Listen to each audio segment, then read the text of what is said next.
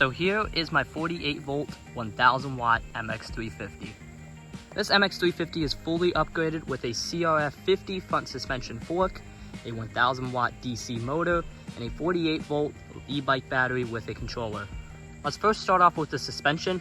This is Chinese kind of CRF50 replacement front suspension, and honestly, it's not bad for what it is. It normally has a headset that goes all the way through. I cut the headset in half, found a much longer bolt that would go all the way through to the bottom, and then put some washers up in there and down in there to space it out. It could definitely use another washer for spacing, but honestly it works pretty good. Battery is a Yoast Power 48 volt 17 amp hour enclosed e-bike battery, and it's strapped in here with some straps, and it has a little display on the side. I never use that display because I have this one up here wired in. And then the motor setup is a DC 1000 watt 48 volt motor. Right here, have a heat sink on it. This is the controller. Because it's DC, all it has to do is basically vary the voltage, so that the controller does not have to be that big. This motor is running a 13 tooth in the front and a 55 tooth in the back. So I get about 30 miles an hour with some pretty good torque, and it is an H25 chain. The throttle is just stock throttle that came with this kit. It's not a bad one. It's kind of a Chinese one, but it works fine. And then I have this key switch, which will turn on and off the bike, which I wired into my controller switch. And then this display I've had a lot of questions about on my TikTok. My TikTok is Stretched MX350 because this is stretched. This is a battery display. You can get these for like $7 on Amazon. Shows you percentage, voltage, and then it's off. And this just goes directly into my battery output. And right here, I just have a little bit of cable management. I put some of this here and then tape just to hold all my wires together. This frame was extended, as you can see. I did it all myself, welded it together, put a plate to extend this forward so that the battery could fit.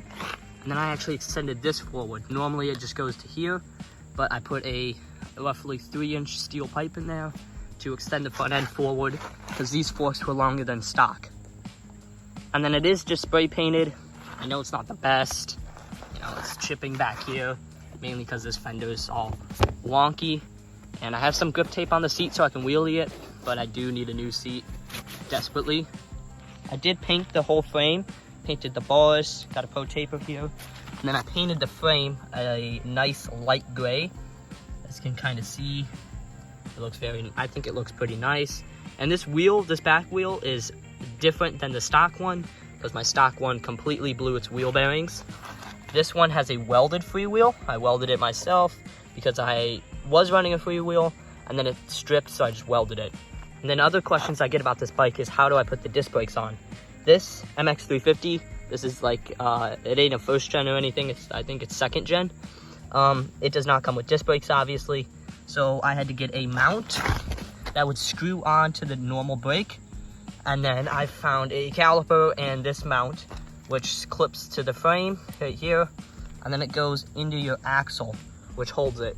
And I just have some cable brakes, which it works fine because it only does about 30. So there's not many problems with that. They work good. It'll lock it up. I'm about 5'6". The bike isn't too small.